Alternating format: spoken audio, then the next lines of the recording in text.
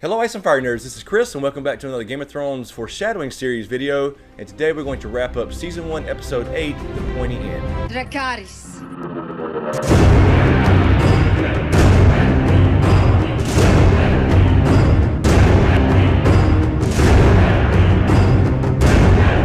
Alright, so let's jump right in. In our next scene we have Great John, Umber, and Robb. Root you out of your keep and hang you for an oathbreaker. Oathbreaker, is it? I'll not sit here and swallow insults from a boy so green he pisses grass. Alright, so Great John's kind of disrespecting Robb here a little bit, and he kind of rebels a little bit, although Grey Wind takes care of that real quick. And he continues to do so a bit, although he does stay beside Robb as a loyal Stark bannerman. But later on, ironically, in Season 6, we see this. Your father was a cunt, and that's why you killed him. I might have done the same to my father if he hadn't have done me the favor of dying on his own. So Great John held true to his word and stayed at the side of Robb Stark, and apparently he died off screen, but ironically his son Small John actually rebelled and joined the damn Boltons. And then finally ended up getting stabbed in the fucking face by Tormund. And during our next scene we see Robb going to say goodbye to Bran as he leaves during the night. Always be a Stark on Winterfell. Until I return, that will be you. They've all gone away. So I'll be back soon. Robb will free Father. And I'll come back with Mother. No, they won't.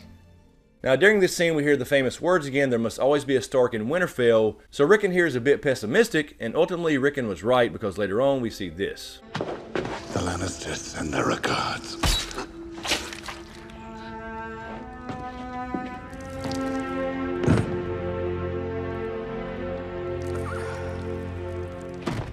So he straight up tells Bran that Robb would not return, and damn sure he was right. And during our next scene we see Bran praying at the godswood in front of the old gods, and of course Osha comes out and we hear this conversation. What did you mean about hearing the gods? You ask them. They're answering you. Open your ears.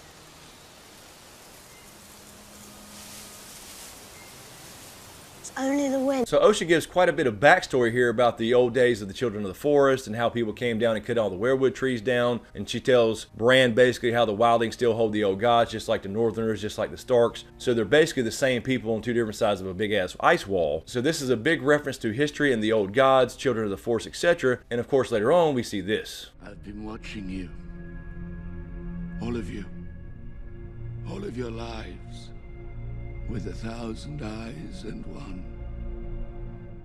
So Bran later on actually meets what I believe is the old god, and that is Bloodraven. I believe the old gods are green seers and not actually gods. Of course, we'll probably never get a definitive answer on that, but the point being here that Osha was right. They were listening and they were watching, because Bloodraven actually confirms this, that he's watched Bran his whole entire life. And during our next scene, we see this at the Night's Watch. They were touched by White Walkers. That's why they came back. That's why their eyes turned blue. Only fire will stop them. So they end up burning the Night's Watch members who became whites after they turned after going through the wall. And of course Sam gives us a little history, and I think this scene simply serves as a kind of a reminder to the audience that there is something bigger going on here, because all we're focusing on right now is all the politics in King's Landing, Ned being betrayed by Littlefinger, Joffrey, the Lannisters, all that good stuff. But of course in the very first episode of the show, in the very first scene, we saw what this is really about. So this was kind of a general reminder, along with the Bran situation with Osha and the Godswood, that we have something bigger and deeper going on here. Did you catch that LL Cool J reference? Anyway, it serves as a reminder that there's something bigger going on here, and not just the politics in King's Landing. And of course later on, ultimately the Night's Watch finds out the truth at the Fist of the First Men. Two blasted wildlings. You're not fighting them alone. Come on.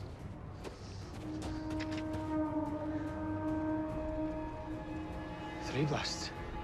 Run!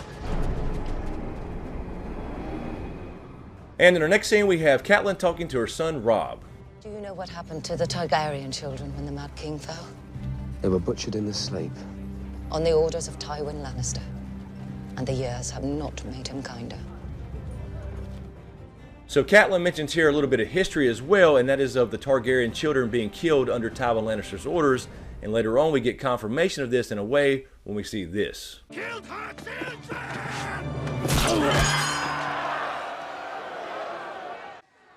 dying.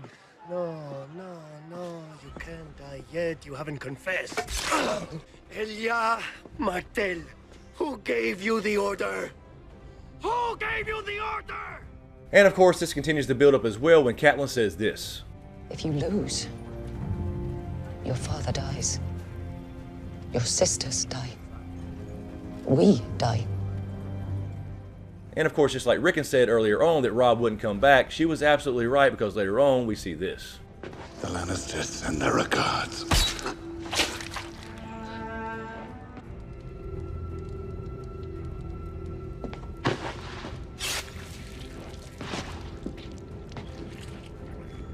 And in our next scene, Tyrion introduces Tywin to Bronn and the Mountain Clans. This is Shugger, son of Dolph, chieftain of the Stonecrows.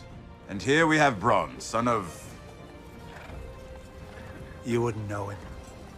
Now, Bronn specifically says here, you wouldn't know him, as in you wouldn't know my father. And of course, this kind of fans the flames of some of the theories out there that Bronn could be an actual Reign of Castamere. Now, if you're not familiar with that, the Reigns of Castamere song was written after an event where Tywin Lannister wiped out House Reign of Castamere after they tried to rebel against House Lannister, and that's what the song's all about. So there is some speculation here that Bronn, being this random sellsword in our story, could actually be a remaining member of House Reign. And in our next scene, as they capture a traitor, we hear Robb say this.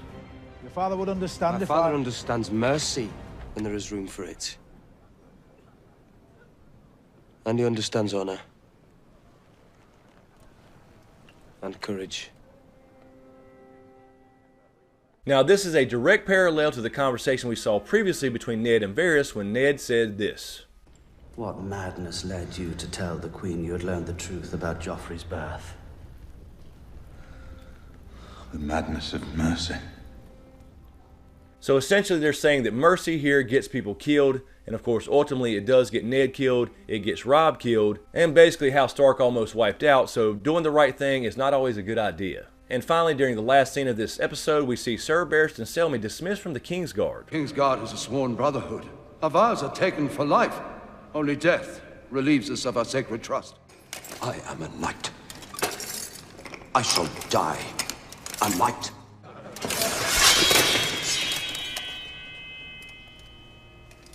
Even now I could cut through the five of you like carving a cake.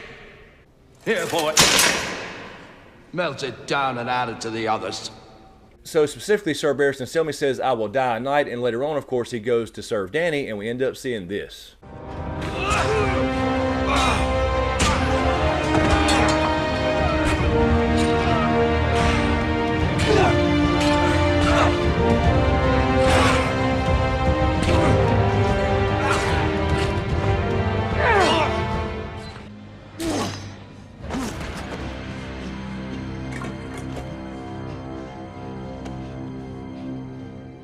So he ends up going to serve Dany to try to restore some of his honor he felt like he's lost, because of course Robert was killed when he was there, and of course Aerys Targaryen was killed, which he served on his Kingsguard as well, so he's lost 2 kings while being a member of the Kingsguard.